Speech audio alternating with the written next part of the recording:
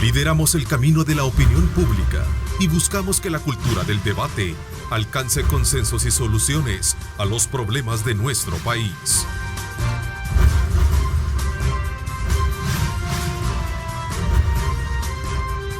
Diálogo con Ernesto López. Hola, ¿qué tal? ¿Cómo están? Gracias por estar en sintonía. Nos acompañan acá en nuestros estudios Emilio Corea, diputado del partido Arena y miembro de la Comisión de Obras Públicas. Emilio, gracias por acompañarnos. Gracias, Ernesto, por la invitación. Un gusto y a tu disposición.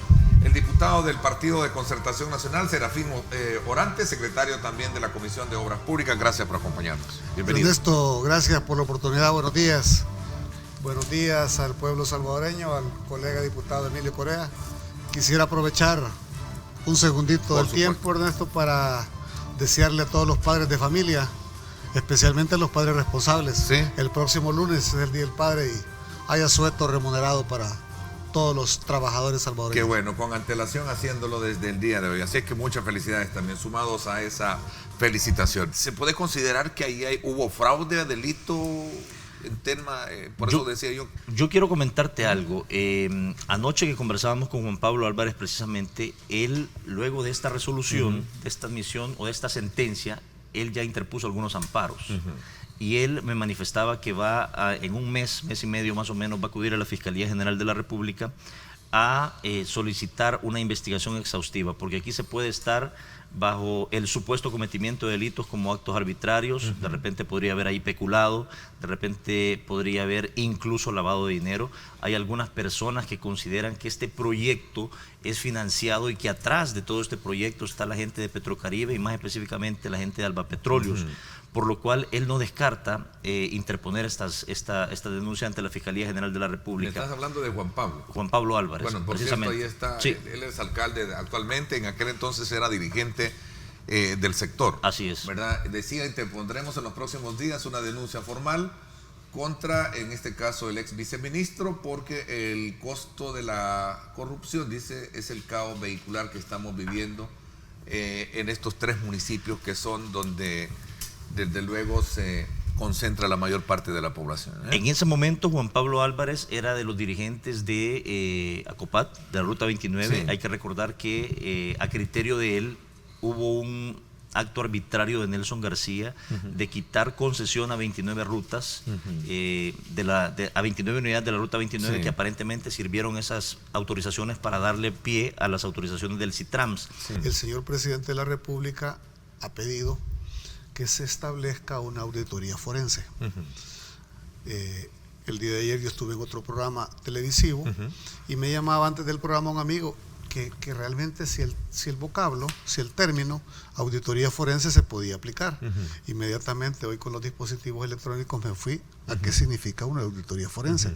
Y perfectamente está dentro del campo de que todas aquellas situaciones contables, financieras, administrativas, jurídicas, etcétera, etcétera, que sufran violaciones en su normativa para poderlas aplicar, indudablemente es un fraude.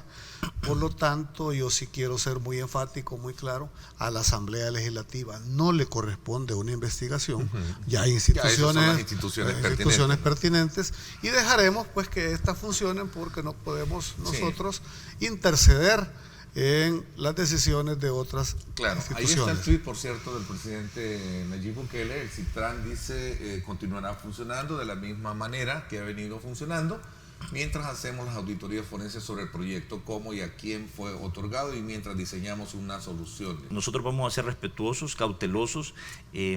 Creo que se tiene que crear una mesa técnica, obviamente, que incluya a los alcaldes del área metropolitana de San Salvador. Hay que escuchar a los alcaldes, hay que escuchar a los empresarios, hay que escuchar a las autoridades del BMT, porque al final del día, si nosotros aprobamos un nuevo proyecto y autorizamos, independientemente sea cual sea, lleva un proceso de formación de ley que implica que nosotros aprobamos, el presidente sanciona, y si alguien se siente agraviado, como ocurrió en este caso, podría interponer un nuevo recurso a la Sala de lo Constitucional y podría venir en detrimento de esto. Entonces, hay que hacer un consenso, realmente tenemos que consensuar esa situación.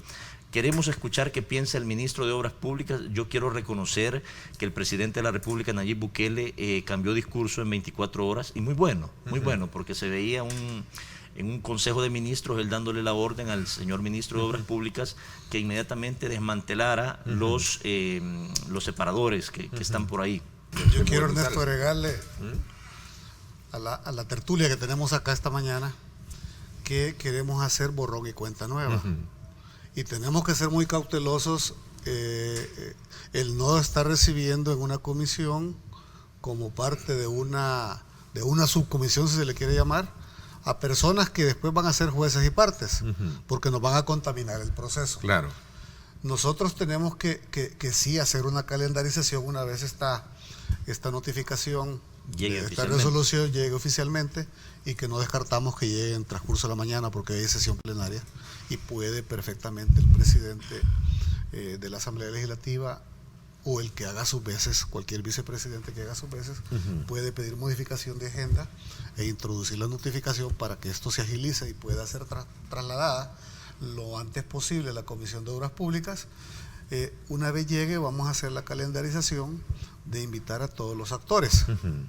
Pero tenemos que ser en la comisión, colega, y el diputado Carlos Reyes está enterado de eso, que tenemos que ser muy cautelosos a la hora de la calendarización y quiénes van a darnos los insumos, los aportes, porque no podemos. Yo escuchaba ayer en los noticieros de los medios de comunicación que se reunió la mesa del transporte y que ellos quieren ser parte del nuevo Citram. Esto, la Asamblea Legislativa lo que tiene que hacer es transparentar. Así es. Te le ofrecieron a la ciudadanía costo, un buen costo, un buen servicio, seguridad, y por supuesto seguridad, que es lo más importante. Ha dicho, la idea era que toda esa cantidad de buses de Oriente no entraran al Gran San Salvador, bajar el congestionamiento. ¿Quién indemnizará las pérdidas de las empresas? ¿Por qué privilegiar el carro si en este sistema viaja la mayoría de la población usuaria? 22 minutos hacia Soyapango al Seguro Social y hasta hoy lo que tenemos es 1 hora. Saludos a Miguel, que es saludos a Miguel de Cipago, ¿no? Aquí hay que decir un par de cosas. Uno, se mencionó hace un par de minutos, hubo ciertas promesas que no se cumplieron. El tema de las rutas alimentadoras, para comenzar. Nosotros no estamos satanizando el proyecto Citrams. Obviamente, si viene otra iniciativa, yo creo que no se va a llamar Citrams. Pero nosotros no estamos satanizando el tema. El punto es que hay que hacer un diseño mejor del proyecto, ampliar más carriles, porque el hecho de crear un solo carril segregado y dejar un solo carril habilitado para el automóvil promedio. En el Boulevard del Ejército, de acuerdo a datos del Viceministerio de Transporte, circulan a diario entre 50.000 y 55.000 vehículos a diario. Entonces, de repente, la idea era buena, pero se fue contaminando, se fue creando algunas irregularidades. Ahora bien, hay un punto importante. Citrams tiene seguridad en las estaciones, son miembros de la Fuerza Armada. ¿Por qué darles todos los privilegios a diferencia de los otros? Hay un trato indiferencial, no hay un trato diferencial o no hay un trato igualitario, mejor dicho, con el resto de empresarios. Valdría la pena pensar, pues es un lugar público también en la que transita mucha gente. Claro, pero de repente, Ernesto, hay que decir algo. Nosotros como Arena no estamos apoyando, no estamos en contra del proyecto. Lo que hemos dicho es, vamos a esperar que el presidente presente, obviamente a través de su ministro, porque el presidente no tiene iniciativa de ley, el ministro sí, ¿qué quiere hacer al respecto? Tenemos un año para ver ese tema. Solicitarle a la ciudadanía que se mantenga muy pendiente de lo que la Asamblea Legislativa, especialmente en este tema de la Comisión de Obras Públicas, va a hacer. Porque si nosotros logramos colocar un servicio de calidad, seguro y con todas las ventajas del mundo, hasta vamos a descongestionar la capital. ¿Por qué? Porque ya muchas personas del oriente del país, del departamento de San Salvador, van a dejar sus vehículos en casa. Aún nosotros, los ejecutivos, que deberíamos de andar mejor ahí en vez de andar en... Los países desarrollados, Ernesto, el presidente de un banco, los funcionarios de alto nivel, ahí van en el tren, ahí van en el autobús. ¿Por qué? Porque ofrecen las comodidades adecuadas y especialmente la seguridad. Estamos seguros que vamos a poderle otorgar a los salvadoreños la fluidez vehicular, porque del 1.200.000 vehículos que tiene registrados la Dirección de Tránsito del BMT, el 40% circulan en la capital. Estamos hablando casi de 500.000 de vehículos que circulan en el área metropolitana de San Salvador. Es ahí en donde nos encontramos con las grandes trabazones. Y yo espero pues que por eso hago el llamado a la ciudadanía, para que esté pendiente los legisladores, que saquen un buen producto, que no hayan dados cargados para nadie, que esto sea transparente y que pues a la larga el pueblo salvadoreño aquí tienen que también poner, como dice el refrán, las barbas en remojo también los transportistas, porque ellos siempre han denunciado que hay grandes grupos económicos que quieren en algún momento quedarse con el negocio del transporte. Bien por el lado de la población, si recibe los beneficios de un transporte seguro, eficiente, cómodo, ¿verdad?, etcétera. Pero también ellos son empresarios que tienen esos derechos de explotación o de concesión de líneas, que tienen como tarea también modernizarse. De lo contrario, se van a quedar, como dijo alguien allá en la cancha de fútbol, silbando en la loma. Yo creo que aquí no hay que excluir a nadie en el proyecto, en la fase de discusión. O sea, sería un error excluir. Hay empresarios exitosos del transporte colectivo que tienen años en esto, que merecen mi respeto. Hay que incluirlos. O sea, de repente, lo que sí yo haría un llamado es que traten de hablar el mismo idioma, porque de repente hay grupos, hay que decirlo, y esto es claro, es obvio, hay grupos de empresarios en contra de grupos de empresarios. Claro, entonces, yo creo que se debe unificar y anteponer los intereses de entre país ellos a mismos los se personas. descalifican. ¿Sí? Si plantean una propuesta a un grupo, el otro dice que no porque no la presentó. O sea, todo ese tipo de situaciones creo que van a tener que ser de alguna manera repensadas a la hora de establecer una participación en un proyecto tan, digamos, estratégico e importante para el país. Yo no dudo, Ernesto, de que a los capitalinos, a los amigos de Ilopango, Soyapango, hoy se les va a poder ofrecer un mejor servicio, porque las fallas que tuvo en la implementación inicial del proyecto, recordemos que solo habían pocos puntos de ventas de tarjetas. Para accesar, hablo de no sé si era Zipago o Subes. Subes, creo y que el pasajero tenía que comprar una tarjeta cada vez que se iba a abordar la unidad. Y algunas tarjetas salían como las telefónicas sin saldo. Sin saldo. Sí. Entonces Y luego otras después, les quitaba el saldo. Luego después mejoraron la tecnología, el sistema, y ya no era de comprar una tarjeta, sino que era de hacer recargas. Sí. Por lo tanto, estoy seguro que esos inicios con ese proyecto, lo venidero va a ser, por supuesto, mejor. Y yo vuelvo a reiterar, tal y como dijo el colega, este borrón y cuenta nueva, la asamblea ni a quien le corresponde ya asignar este proyecto del todo ya en una forma directa, no tiene que excluir a nadie. Porque podría decirse que los empresarios que ahí circulaban tienen un derecho, o los que ya están. A esta es cuestión de borrón y cuenta nueva. Yo creo que lo único que tendrá que hacer la nueva empresa, si es que no están los que están actualmente, es comprarles el inventario de los autobuses, porque hay que ser claros. Claro. Los autobuses, que son alrededor de 38 y más o menos circulan 25 en la vía del Citrán, son privados. Y tomándole un poco la opinión, es el hecho de que en el bulevar ya no debe de transitar ninguna otra ruta que no sea solamente del Citrán para que el tráfico sea fluido. No debe de transitar otra. Es correcto. Tiene que ser Citrán. Si es lo que tienen que ser alimentadores, pero hasta cierto punto, para que la arteria quede libre, si no vas a caer en el mismo problema. Exacto, pero ahí es donde viene el tema de los empresarios que tienen años. O sea, sí, claro, de ser partícipe del negocio, porque no los vas a sacar de ahí para sacarlos del negocio, y ellos tienen que ser también dueños de ese negocio, para que de alguna manera porque al final prevalezca el esa derecho fue la de queja de ellos. Continuar desde luego con nuestra programación en esta segunda parte del programa, y luego de hablar precisamente sobre las tareas que tiene la Asamblea Legislativa en el tema del Citrán. Hoy vamos a hablar acerca de este nuevo proyecto de ley de reconciliación. Acá nos acompaña el coordinador jurídico del Instituto de Derechos Humanos de la UCA, el abogado Arnau Barlenas, ¿verdad? Bienvenido, gracias por acompañarnos, Arnau. Muy buenos días, gracias a ustedes por la invitación y el espacio. Pasé la prueba de poder pronunciar bien tu nombre, Arnau Barlenas. Y a la primera, esto es magnífico. Sí, pasé la prueba entonces. Bienvenido. Cuéntanos cuál es la postura, cuál es perspectiva que puede ver hoy con este nuevo, digamos, intento que va a llevar a cabo la Comisión Política para lograr un marco o una ley que verdaderamente logre satisfacer a todos por igual? Cuando se está poniendo, por ejemplo, un plazo de 5 meses, ¿no? Con un listado único de que la Fiscalía General de la República, transcurrido este plazo, no se podrán en principio ingresar nuevos casos, ¿no? Cuando no se hace una referencia expresa al informe de la Comisión de la Verdad y casos análogos, ¿no? Cuando no se habla, por ejemplo, de qué pasa aquellos delitos, crímenes que se cometieron durante el último periodo presidencial, ¿verdad? Y que por constitución no puede ser amnistiable, ¿no?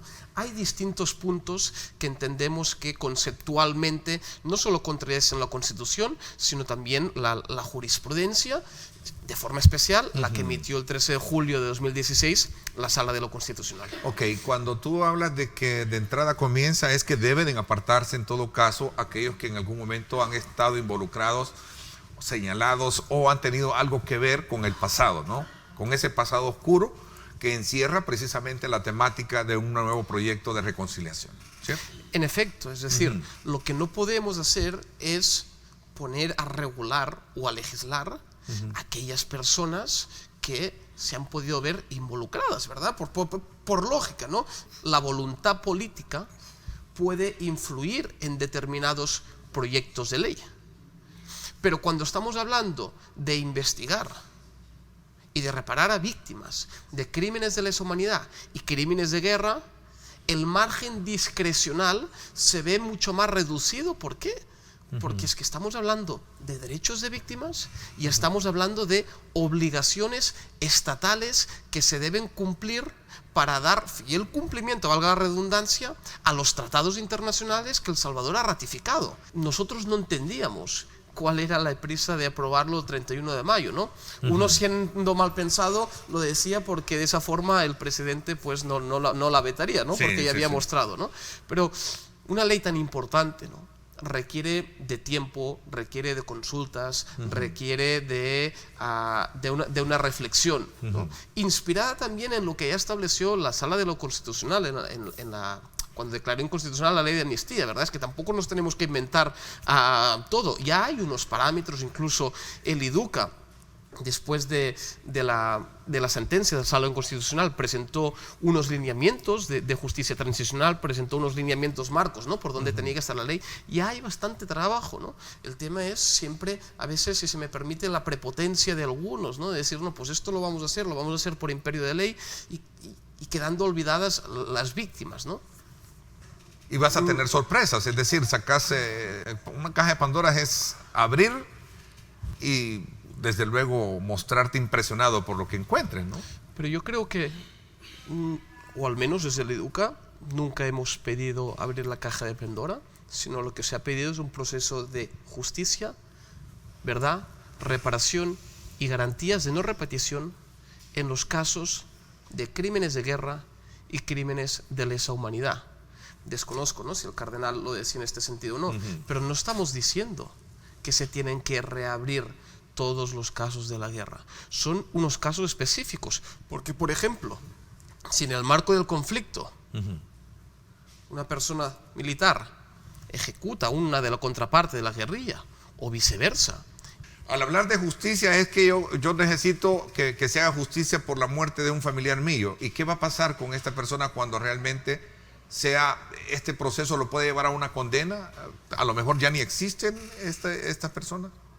Bien, si la persona no existe, no hay proceso penal propiamente, porque si es una causal de extinción de responsabilidad. Okay, es decir, hay proceso penal, pero se determina un sobreseimiente. ¿Y si existe? Y si existe, pues efectivamente debe haber este proceso judicial, ¿verdad? Y la propia Sala de lo Constitucional estableció que podía haber una dosimetría de la pena.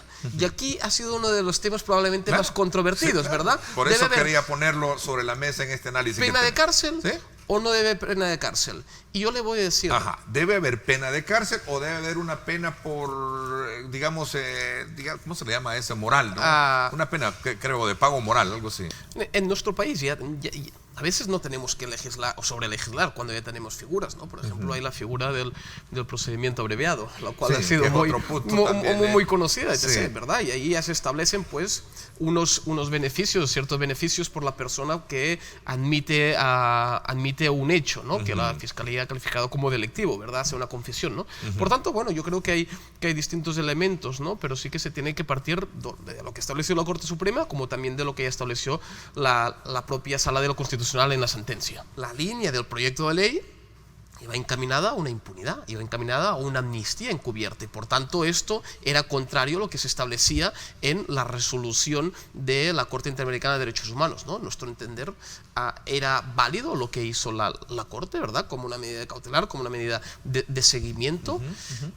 Lo único que a veces pues hacemos interpretaciones sesgadas, hacemos interpretaciones políticas o interpretaciones interesadas, ¿no? Y uno piensa que cuando más se repite una frase, ¿no? O un discurso, esto no lo convierte en verídico, ¿no? Si no tiene fundamento, por mucho que se repita 5 días o 20 veces, no lo convertimos en una realidad o una verdad, ¿no? Y yo creo que efectivamente pues está en las facultades, es un órgano que trabaja de una forma seria, muy rigurosa, ¿verdad? Y por tanto no se puede tildar de que la Corte Interamericana tenga un fin político, ¿no? El fin que tiene es, bueno, hay una resolución, por favor, señores diputados, respeten esa resolución, ¿verdad? Y como este anteproyecto no está respetando esta resolución, va en contra, pues tomen las consideraciones debidas. Arnau, el tiempo, el periodo solicitado para ampliar y sacar un buen proyecto, ¿es correcto a tu criterio? ¿O estamos alargando, dándole largas al asunto? Perdona lo que me sea preocupa, un poco suspicaz en esa... Lo que a mí me preocupa es la calidad. Es decir, más allá del tiempo, no tanto la cantidad, ¿verdad? Como le decía, no entendía esta prisa, o podía entender la prisa de antes de mayo, ¿verdad? Sí. Pero me refiero que lo importante es que salga una buena ley, que salga un buen proyecto. Y si esto se tiene que hacer con estos 5 meses, a pesar de que ya se ha tenido mucho tiempo, pero bueno, si se requieren estos 5 meses que se han pedido, que sea de calidad, que se haga un proceso debido, ¿verdad? Y que realmente pues tengamos una ley acorde a lo que las víctimas merecen. Y el interés es en autoprotegerse, a que no se les pueden declarar criminales de guerra, que no se les pueden declarar responsables de vulneración graves de derechos humanos, ¿verdad? Y estas personas yo creo que no deberían estar en el proceso, porque la idea inicial de nuestro debate, ¿verdad? Juez y parte. Y uno tendría que ser honesto, uno tendría que ser transparente y decir, no, miren, yo aquí tengo un interés, por tanto me tengo que apartar, ¿no? Y esto son unos puntos que nosotros hemos visto con preocupación, porque hace unos días, ¿no? Se puso al mismo nivel, ¿no? Cuando se dio intervención a grupos de la Fuerza Armada que de las víctimas. Miren, aquí habían 2 partes en el conflicto armado, ¿verdad? Que era la guerrilla y la Fuerza Armada. Y luego hubieron unos perjudicados que son las víctimas, ¿verdad? Tenemos que ser muy cautelosos también en el momento de establecer categorías y en el momento de establecer quiénes van a tener intervención, porque sí, porque no. A ver, ahí son 4 elementos importantes que debe de tener: justicia, verdad, reparación y garantía de que estos episodios no vuelvan a repetirse en el país. Sí, estos son en efecto los pilares fundamentales. En resumen, los pilares por los cuales de justicia transicional, ¿verdad? Es decir, cuando ha habido un periodo de guerra o posteriormente a la guerra ha habido una amnistía. Nuevamente, gracias por acompañarme. Gracias a ustedes y feliz día a todos. Gracias. Por mi parte, eso es todo por hoy. Gracias, pásenla bien.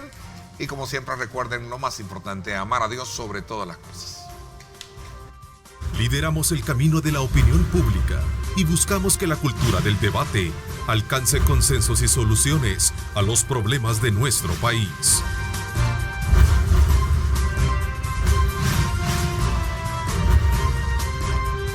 Diálogo con Ernesto López.